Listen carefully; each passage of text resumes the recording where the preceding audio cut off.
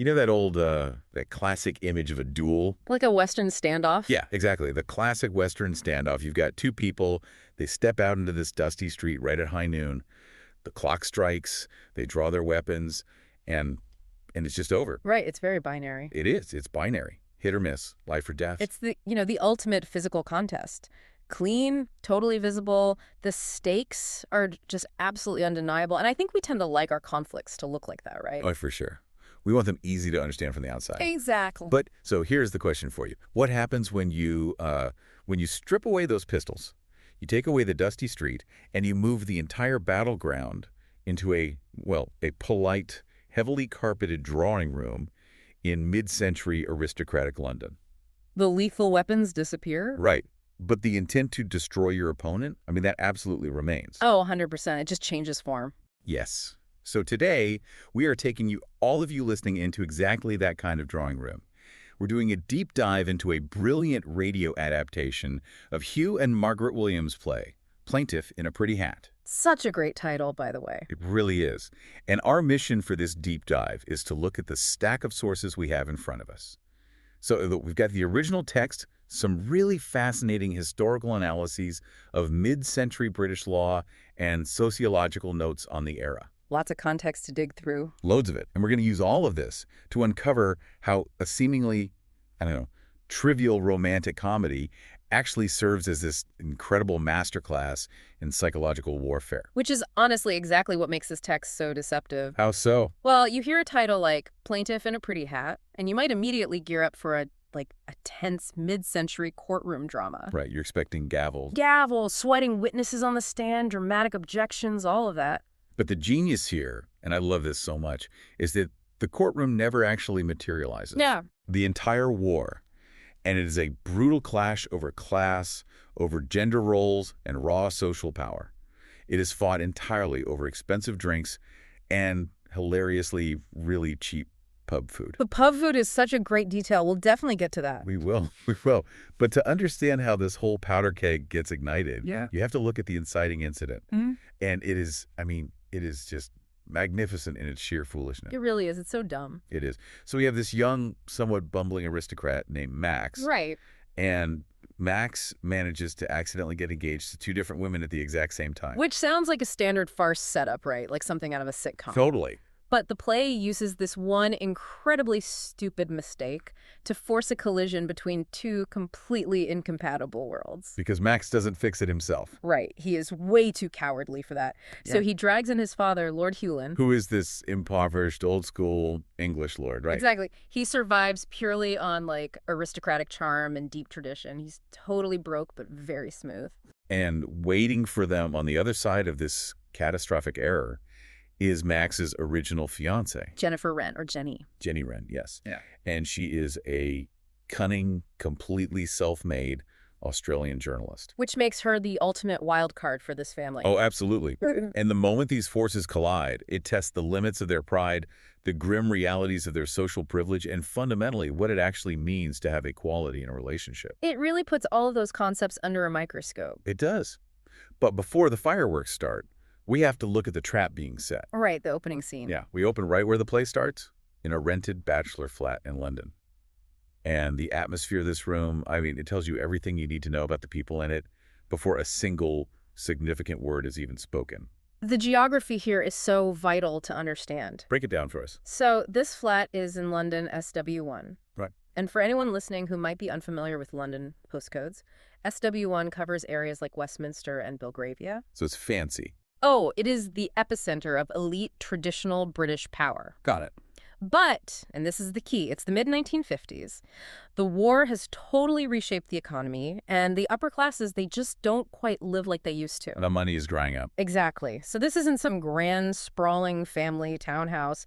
It's a rented, highly generic flat. Right. So Max is sitting there with his new love interest, Lady Susan Creel. Yes. And Susan looks around this incredibly expensive but ultimately rented room, and she just laments how hollow it all feels. She actually says it gives her that I've been here before feeling. Yes. She points out the Regency stripes on the wallpaper. The dying flowers in the window boxes. And she notes that there are probably like scores of rooms exactly like this within a few hundred yards.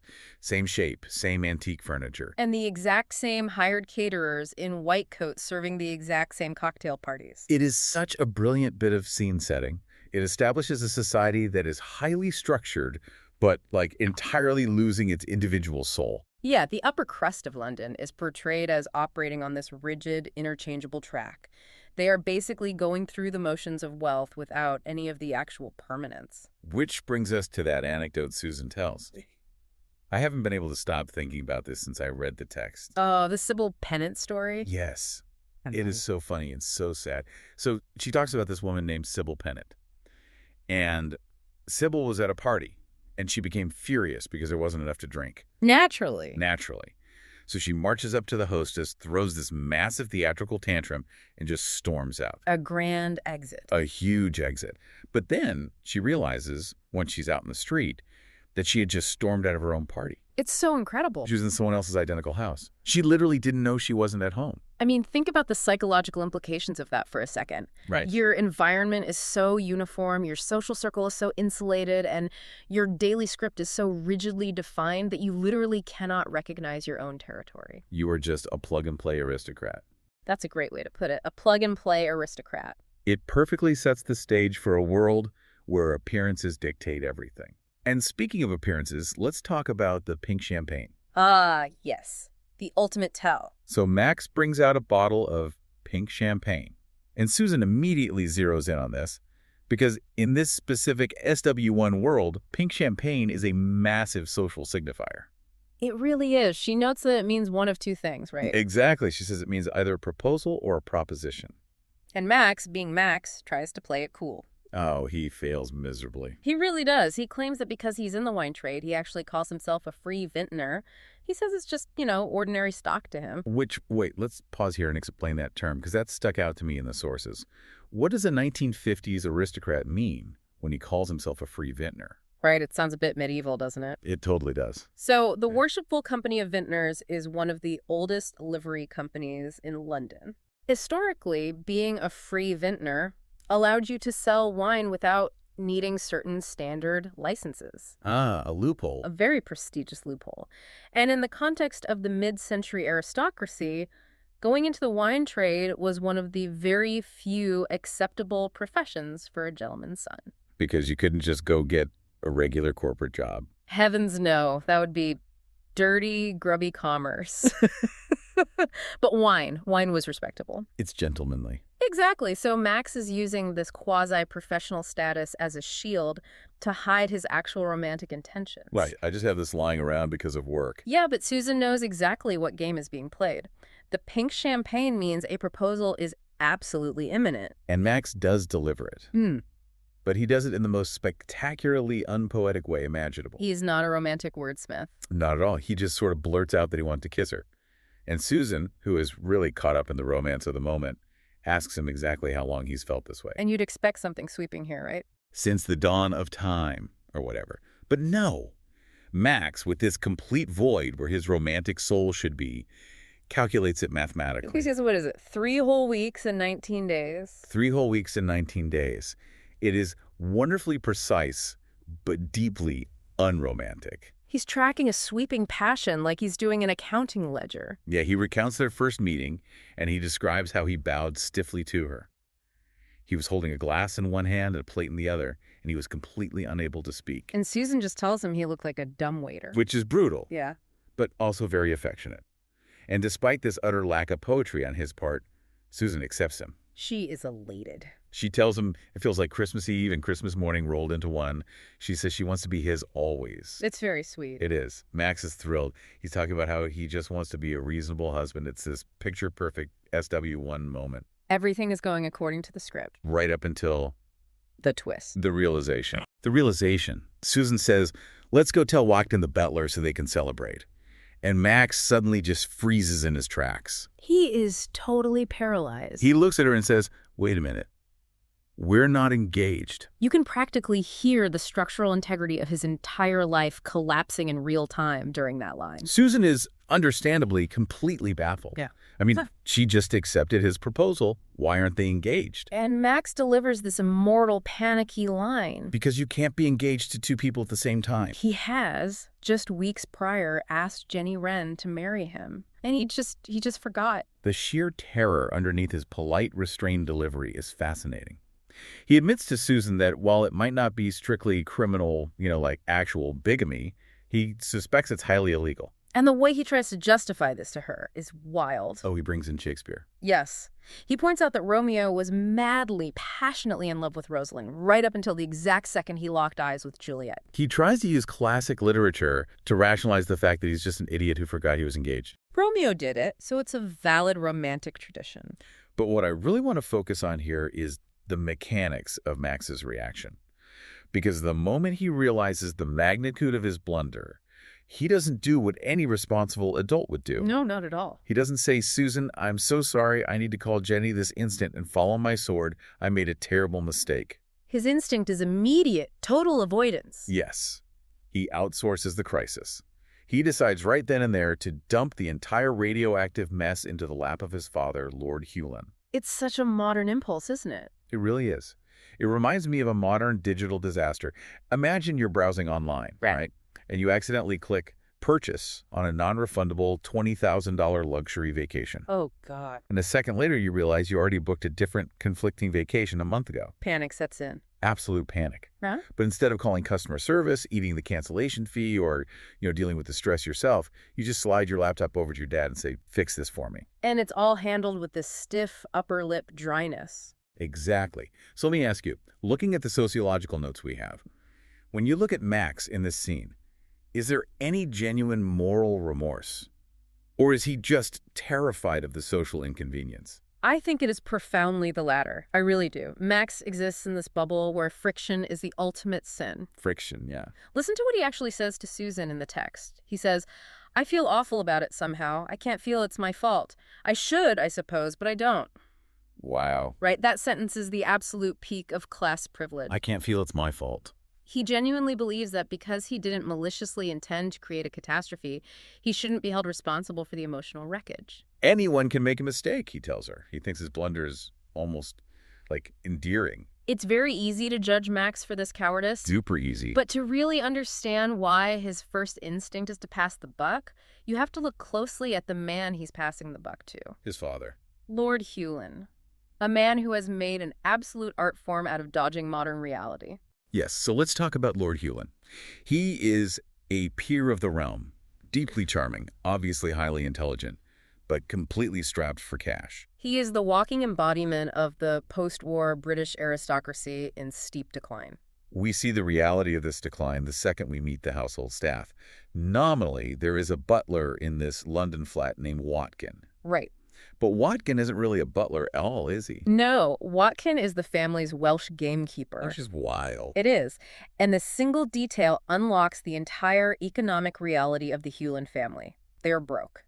To afford the upkeep on their ancestral Welsh home, Sandrian Castle, they have been forced to rent out the shooting rights to a wealthy outsider. So they don't even have full control of their own estate. Exactly. And that new owner brought his own modern gamekeeper, but instead of firing Watkin, Lord Hewlin kept him on out of a sense of deep, stubborn ancestral loyalty. So Watkin gets dragged to London to play butler. And he absolutely refuses to play the part. He refuses to wear the uniform.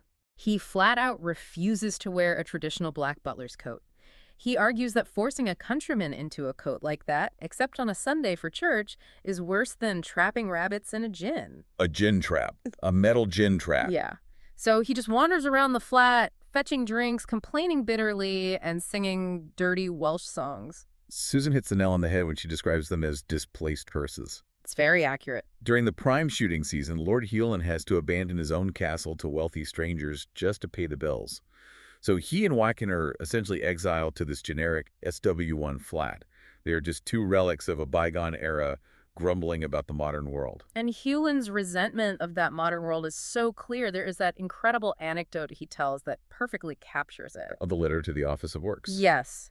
He tells Max that he recently wrote a letter regarding the majestic lion statues in Trafalgar Square. The ultimate symbol of the British Empire. Right. And Hewlin suggested they remove the lions and replace them with statues of church mice. It is such a brilliant, bitter piece of satire. He argues that due to the crushing penal taxation of the era, a poor, starving church mouse is a far more accurate symbol of modern British courage and patriotism than an imperial lion. He even writes to the College of Heralds, requesting to incorporate a church mouse into his own family's coat of arms. It's hilarious, but it's dripping with the sting of a class that realizes the world has moved on without them. Right. So into this atmosphere of aristocratic resentment, Max finally confesses his double engagement. He drops the bomb.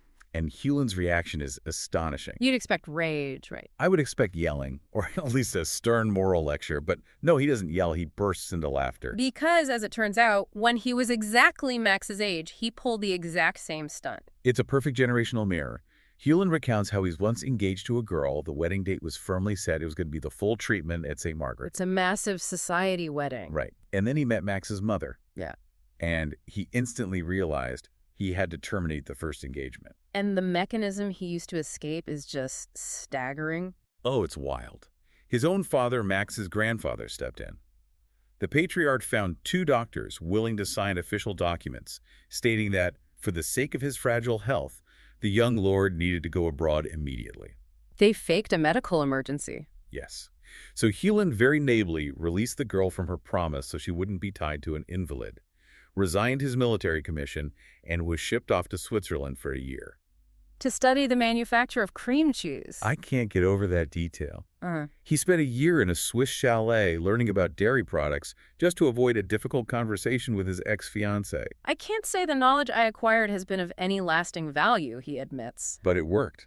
The scandal was completely averted. And this backstory is so crucial, because it installs a fatal assumption in Hewlin's mind. What assumption? He fundamentally believes that these romantic disasters are just standard rites of passage for young men of their station, and more importantly, he believes they can always be smoothed over with a little cash, a little charm, or a strategic retreat to the continent. So when Max reveals that the wronged woman is an Australian journalist, Hewlin just waves a hand. He says, the whole thing's politically simple. He assumes he can just handle it. He plans to invite her over to the flat and, quote, talk her out of it.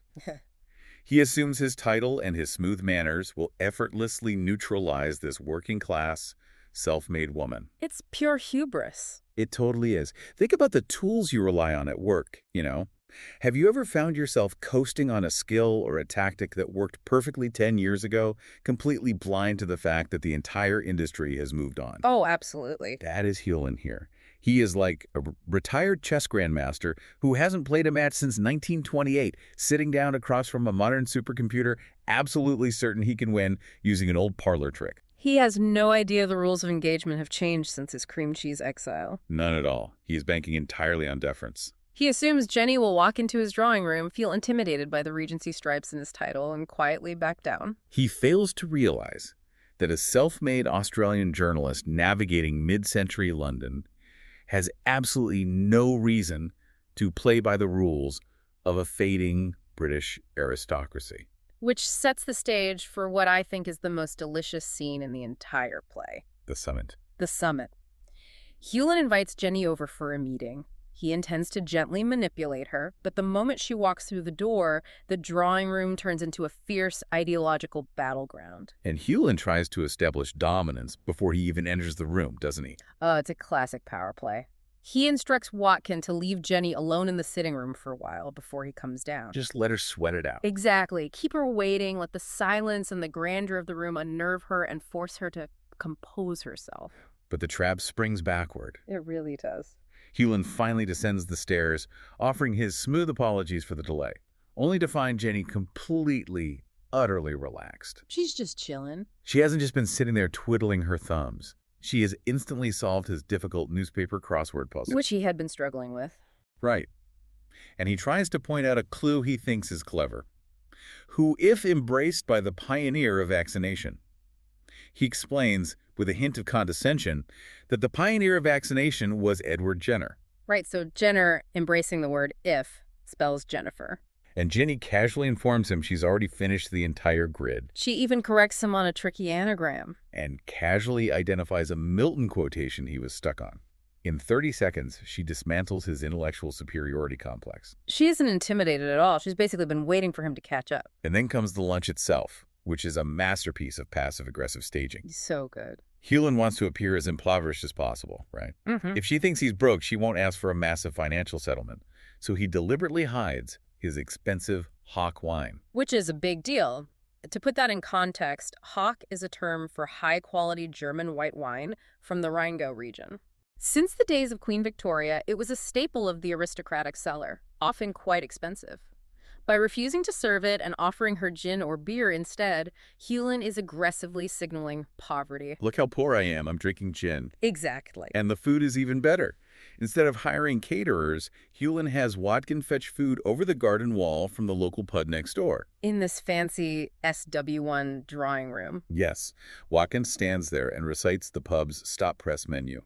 Brown Windsor soup, fried fillet of plaice, shepherd's pie, toad in the hole, and for dessert, cabinet pudding. Now, if Hock wine is the taste of the aristocracy, Brown Windsor soup and toad in the hole are the quintessential, heavy, utilitarian tastes of post-war British austerity. They are working-class staples. They are. Serving them to a guest you are ostensibly trying to placate is a deeply calculated insult. Hewlin is putting on a theatrical performance of destitution. And Jenny sees right through the theatrical poverty. She sees through it and she ignores it.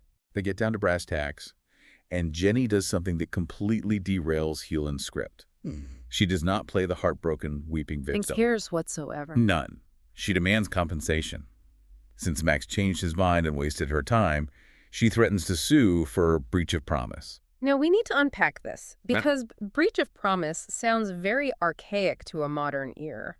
What exactly is the legal mechanism she is threatening them with? Was it an actual contract? It is a crucial piece of legal history. Wow. Up until the Law Reform Act of 1970 in the UK, an agreement to marry was considered a legally binding contract. Wow, okay. If a man broke off an engagement without a legally valid justification, the woman could sue him for breach of promise of marriage. Because it damaged her socially. Exactly. The logic behind the law was that in a society where a woman's economic survival and social standing were heavily dependent on securing a good marriage, being jilted genuinely damaged her future prospects. It essentially lowered her market value. Precisely. And beyond the financial damages, which could be ruinous, the real threat was the spectacle, right? Oh, the spectacle was the main weapon. A breach of promise trial meant love letters read aloud in open court. Cross-examinations about private conversations, and a massive media circus. It was the ultimate nightmare for a family obsessed with social respectability. And Jenny is weaponizing that exact fear. And this threat launches them into an incredible debate about what it actually means to be a modern woman. They get really philosophical here. They do. They start arguing over terminology. Jenny tells him she absolutely despises the term career girl. She points out that society uses it to imply something grasping and predatory, as if a woman earning her own living is somehow unnatural or ruthless. Which is such a sharp critique. Yeah. And she contrasts this with the sheer absurdity of the word housewife.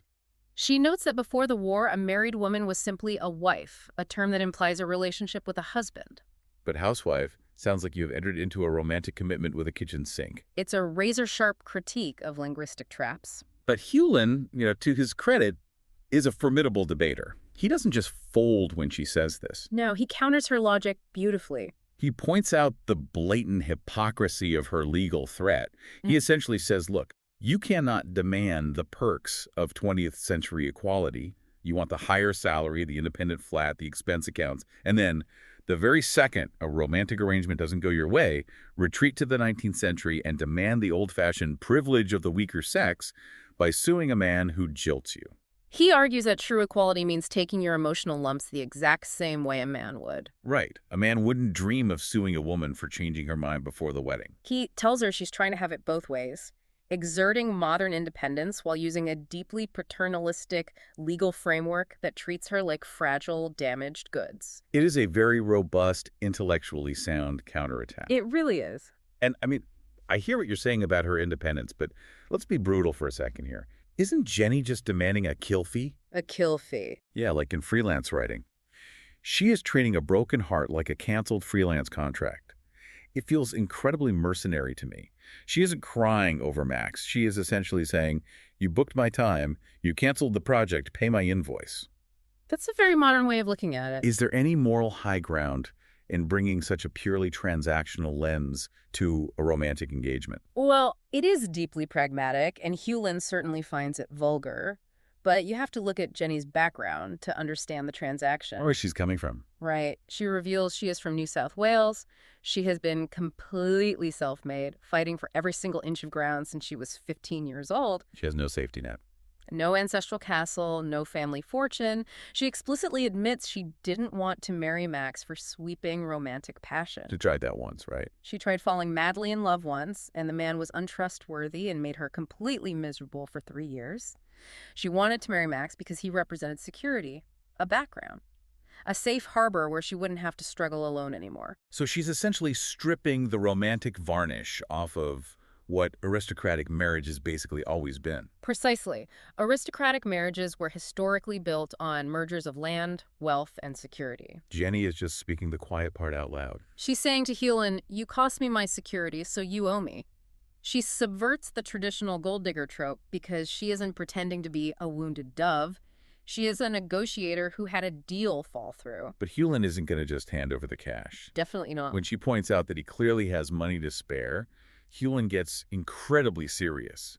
He mounts a defense of his wealth that completely reframes how we see him. He explains that his wealth isn't a slush fund for his own personal indulgence. To understand his financial reality, we have to talk about death duties. Yes.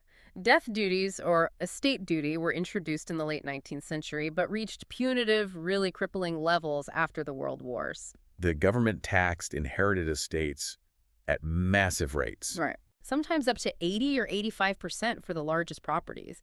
It was designed to deliberately break up these massive concentrations of generational wealth. And Hewlin explains that he had to sell off 15,000 acres of his family's estate just to pay the tax bill when his father died. 15,000 acres. Staggering. And he tells Jenny that the wealth he has left doesn't even belong to him. It belongs to his Welsh tenant farmers. He delivers this impassioned speech about how his family and the tenant families have shared the exact same land, the same wind and weather, and the same churchyard since before the Reformation. He views himself not as a greedy capitalist hoarding cash, but as a steward of a shared fragile history. He absolutely refuses to bankrupt his farmers just to pay off his son's jilted lover. It is a phenomenal standoff. They're both operating from positions of deeply held, completely logical moral frameworks. Jenny is fighting for her individual survival. And Hewlin is fighting for communal stewardship. And they recognize each other as intellectual equals. They respect each other so much that this bitter argument ends with a bet. A literal bet. They wager a bottle of brandy against a bottle of scent on who will ultimately win this war of attrition. And Hewlin is so taken with her formidable nature that he actually abandons the theatrical pub food, grabs her arm, and takes her out to a wildly expensive grill room. Ironically, on her newspaper expense account. The battle lines are drawn, and the mutual respect is established. But the war is far from over. No, it is just shifting arenas. Following that lunch, Jenny doesn't immediately march down to her lawyer's office and file the breach of promise lawsuit. That would be too simple. Too simple. Instead, she utilizes a much more modern, much more psychological weapon: the media. She goes abroad to Brussels on assignment and just leaves Max and Susan twisting in the wind for weeks. This is where we see the definitive transition from old world aristocratic power to new world media power. Jenny understands that the waiting is worse than the execution. It becomes a total pressure cooker in that SW1 flat. Max and Susan are obsessively reading the evening gossip columns. Waiting for the other shoe to drop. And the press is slowly, methodically closing in on them. There is this terrifyingly mundane excerpt Susan reads aloud from one of the papers. Oh, about the dog. Yes. It's a little write-up in a column about Susan taking her white Pekingese, Moonbeam, for a walk in the park. The columnist praises Susan for having a real sense of responsibility towards their friends in the dog world. Now, to a modern reader, or even to Susan initially, it sounds like harmless, fluffy society filler. But Max sees the architecture of the trap. In the mid-century, gossip columns in papers like the Daily Express wielded immense social power. They could build a celebrity or destroy a reputation in a few sentences. And Max connects the dots. He realizes Jenny's genius strategy. By feeding these tiny, flattering tidbits to the press, Jenny is artificially inflating Max and Susan's public profile, She is turning them into minor celebrities. getting the public invested in their romance. Why? Because if they are famous, when Jenny finally drops the breach of promise lawsuit, it won't be a quiet legal squabble, it'll be a national scandal. Max predicts that the jury will be wildly prejudiced against him before he even steps foot in the courtroom, guaranteeing ruinous financial damages. Max calls it high-powered blackmail. It's brilliant. If you want a modern equivalent, think of a financial short squeeze or, the mechanics of internet cancel culture. She is artificially pumping up their social values so that the inevitable crash will be absolute. She intuitively understands something that Hewlin's generation struggled to grasp. Controlling the narrative in the press is infinitely more powerful than whatever legal arguments happen in a courtroom. She is weaponizing their desperate need for respectability against them. It's psychological torture, and it works perfectly. It completely destroys Max. It destroys his composure so thoroughly that when Jenny finally returns from Brussels and visits the flat, Max loses his mind. He regresses to a petulant child. He does something called the nose trick, with his drink presumably angrily blowing bubbles into his gin and tonic out of sheer impotent rage, and he erupts. He screams at her, calling her a greedy, rapacious, blackmailing crook. He completely abandons the polite, stiff upper lip. And this emotional outburst proves to be a catastrophic tactical error. Massive. Because Jenny just looks at him, totally calm, totally in control of her emotions, and reveals her true hand. She tells him that the entire reason she came over to the flat today was to graciously accept Lord Hewlin's opening settlement offer. Right. Hewlin had originally offered her £1,000 to quietly walk away and spare the family the scandal. And Jenny says she came to tell them she would take the £1,000. But because Max and Susan were so inexplicably rude to her, because Max couldn't control his temper and called her a crook, she rescinds her mercy. She tells them the deal is permanently off, and she promises to squeeze every single penny out of them in court. She takes the safety net they were praying for, and she just sets it on fire right in front of them. It is a devastating exertion of power. She completely outmaneuvers the aristocracy without spending a dime or filing a single legal brief. She does it with pure emotional control. She lets Max's own entitlement and lack of regulation be the instrument of his downfall. It backs Lord Hewlin into an absolute, inescapable corner. Which sets up our grand finale. The masterstroke. With Jenny declaring total scorched earth war, Hewlin has to execute a final countermove. And what he does is deeply unhinged, yet incredibly calculated. We transition to later that evening. Lord Hewlin is missing. He has vanished from the flat. Max and Susan are terrified. Max is pacing the floor, imagining the newspaper headlines reading, "Pure pleads insanity." They genuinely believe the psychological pressure of the scandal has broken his father's mind. And then the evening papers arrive. Watkin brings them in, and there it is, printed in black and white on the front page. Lord Hewlin hasn't gone insane. He's gone to Fleet Street. He secretly called the major newspapers and announced not one, but 2 engagements. He announced that his son, Max, is marrying Lady Susan. And incredibly, he announced that he, Lord Hewlin, is marrying Jennifer Wren. It's a total bombshell. Max and Susan are horrified. And then Jenny arrives at the flat, and she is furious. She assumes this is just some elaborate, spiteful attempt to make a public fool out of her. She demands to know why he planted the story. Hewlin's initial explanation is a masterclass in PR manipulation. He tells Jenny that he announced their engagement so that she would have to be the one to break it off. Right. That means she would have to sue him for breach of promise instead of suing Max. He claims he is throwing himself on the grenade, absorbing the scandal to protect his son. But Jenny is skeptical. She threatens to go straight to the papers anyway and expose the whole thing as a lie. But Hewlin has already gamed out that scenario. He counters that if she goes to the press to expose him, he will simply play the part of the noble, tragic father, sacrificing his own reputation to save his foolish boy. He tells her, the father who sacrifices himself for his son is always a sympathetic character. He knows the British press would eat that narrative up, and Jenny would be painted as the ruthless villain. With one phone call, he completely neutralizes her media weapon. He essentially forces a public stalemate. But right when it seems like this is just another cynical maneuver, the play pivots. The tactical armor drops. The true reveal. Hewlin confesses that his proposal in the newspaper isn't a trap. He genuinely, deeply wants to marry her. And the chaotic lengths he went to that afternoon prove it. He reveals that while he was missing, He actually broke into his bank. On a Saturday afternoon. Yes, the bank was closed. He had to call guards and night watchmen, creating a massive, highly undignified scene just to get access to the vault. He went in to retrieve his mother's ancestral engagement ring and a diamond bracelet for Jenny. Not only that, but he bought a massive trunk full of red roses.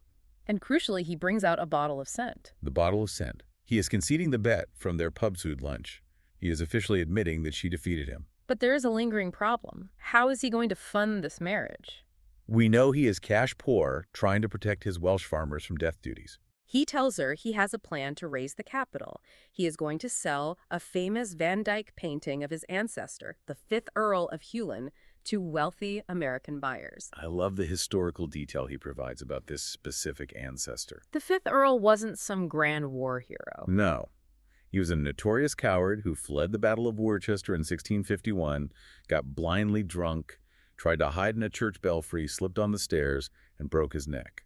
Hewlin is literally selling off the physical manifestation of his family's historical shame to secure a vibrant, modern future with Jenny. It is deeply symbolic. He is choosing the reality of her over the dusty relics of his aristocratic past. But Jenny's response to this grand gesture is just as surprising because she has a counter-confession of her own. She admits that her entire psychological warfare campaign was a bluff. She had actually decided to drop the lawsuit weeks ago. Right after their very first lunch.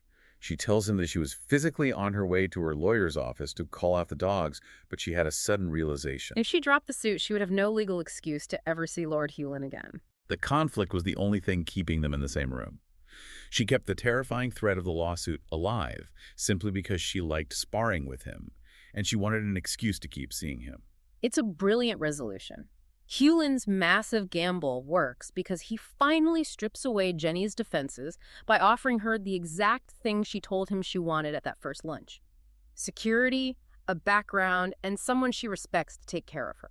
But he offers it as a genuine partnership, not as a transaction. And it highlights this incredible paradox in Hewlin's character. Think about it. Throughout the entire play, he complains bitterly about modern women.